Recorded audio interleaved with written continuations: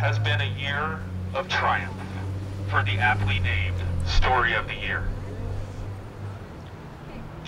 The group's debut album, Page Avenue, has surpassed gold status and sold well over 600,000 copies.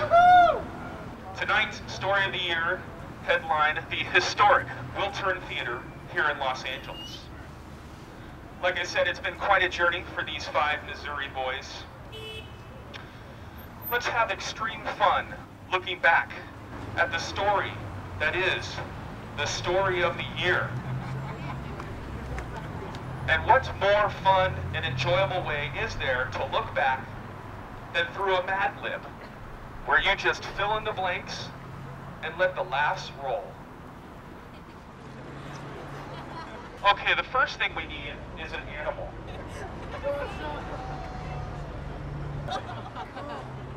This is going to be a good Mad Lib, I can tell. Here's a good one, a valued possession. Does anyone have a suggestion? Pubic hair. A body part. Plural noun. It's more than one, Sean. We'll take the one moment to fill in the Mad Libs into the story of the year. A book by Emmett Lairton with a foreword by Daniel J. Borston. We have story time? Story time. Come and join us. Come and join us for story. Can we sit down? Sit down. I promise it to be a good story. Once upon a story of the year. That's a good intro. There was a trendy boy from St. Louis, Missouri, walking his pet llama, named Barbara Boxer. It's an interesting name for a pet llama. It was Story of the Year vocalist Dan Marsala. Dan was an average boy in a not-so-special way, but something extraordinary was about to happen to this ordinary young man. What do you suppose it is? That day, he was presented with a super large vision. It was a joke. It was a joke. There you go. Wearing a smelly do-rag. He said to Dan, "I am the ghost of cliché music genres past." Dan felt immediately sad. The ghostly jock continued, "I know you and your friend Philip have worked hard furthering the genre of rap rock. I thank you for your contribution to that genre. However, the rap rock genre is about to die. There is a new genre that will take over, except on Venus.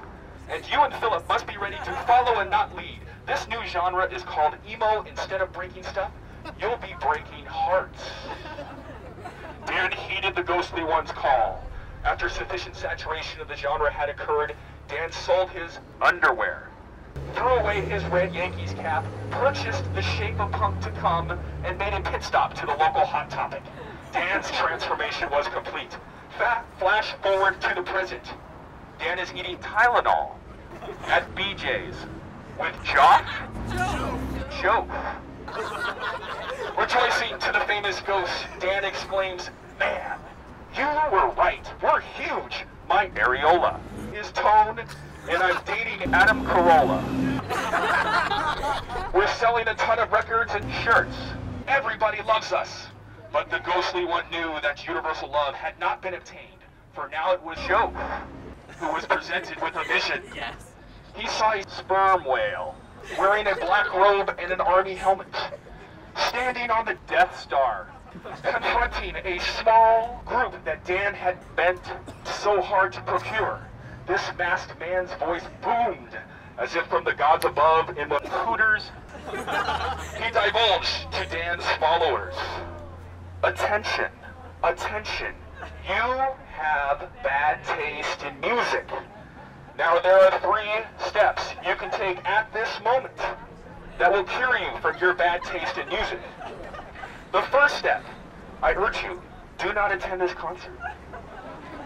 The second step, stop listening to bad music. Bad music is proportional to bad taste. The third step, and this is the most important, turn off your radio and television. If you follow these 3 steps, you will live happily ever after. The end. I enjoy that ending very much. What happened to the animal? Kyle.